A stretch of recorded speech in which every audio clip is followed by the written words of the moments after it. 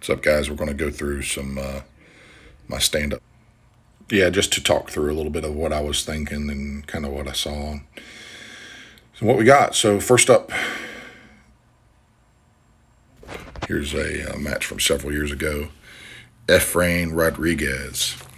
Here's a game. This is an absolute no-gi tournament at Battle Mountain. So you see my stand-up style is really upright. Wasn't really concerned with him getting underneath me. Had a lot of hand fighting. At the time, I think he was a purple belt. I was a brown belt. He tried for a single, wasn't happening. Gets stuck underneath me. Circle back here. So his coach kept calling for him to hit the single.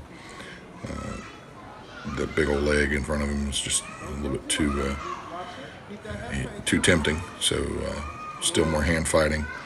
I was trying to snap at this point, and do some snap downs, and trying to get him close to me. He was doing a good job hand fighting, keeping posted on me, but he let me get this collar tie right up over top pretty easy. Still thinking he's thinking single the whole time, and goes for it again here really soon. Doesn't work out for him very well. Still hand fighting. There's shot.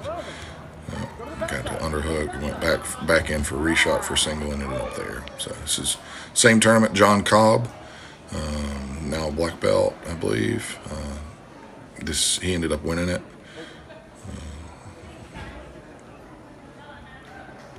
A little bit more cautious. He also was thinking shot. The upright stance really gets a lot of people. Thinking shot, so still hand fighting, keeping my hands just below his shoulders. He takes a shot and ends up getting stuffed. It's not as easy as what they think, and he ends up still hand fighting, moving around a little bit. He's trying to see what opens up. Liking the collar tie on it. Still pummeling. My hands are staying even with his chest. So even if I come up and grab collar tie, the other hand staying low. Make sure he can't take a shot. Controlling when they grab the collar tie, controlling his posture, keeping the elbow in. Yeah, he decides to pull. Match with Breck Steele. This is part of a gi quintet, absolute gi quintet.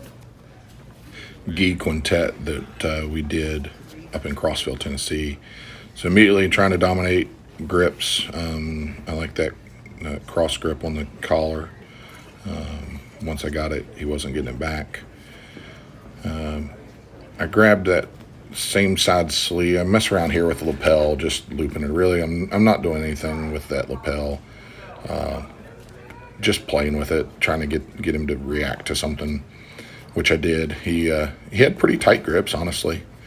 So I was playing with that lapel just to kind of give him something to think about, make him take his hand off my gi with his left hand, because I really wanted that left hand, not on the gi.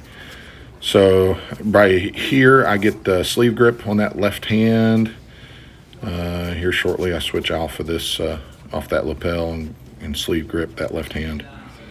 Head position, pummeling.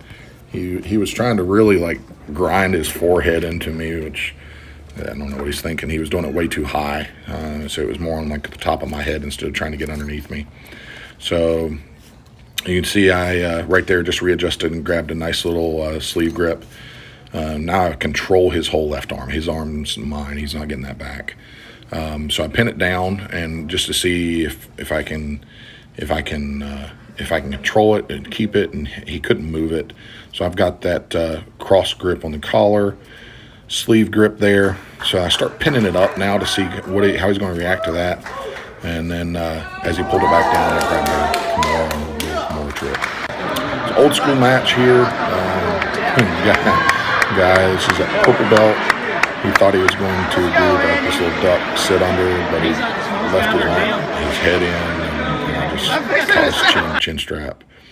And this is one of the most recent matches. Ted up in Tennessee.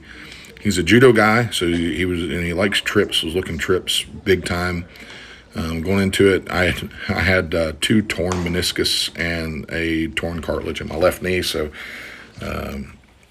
it was giving me a little bit of trouble through this whole thing. So I get the cross collar grip, start snapping him down, trying to off balance him.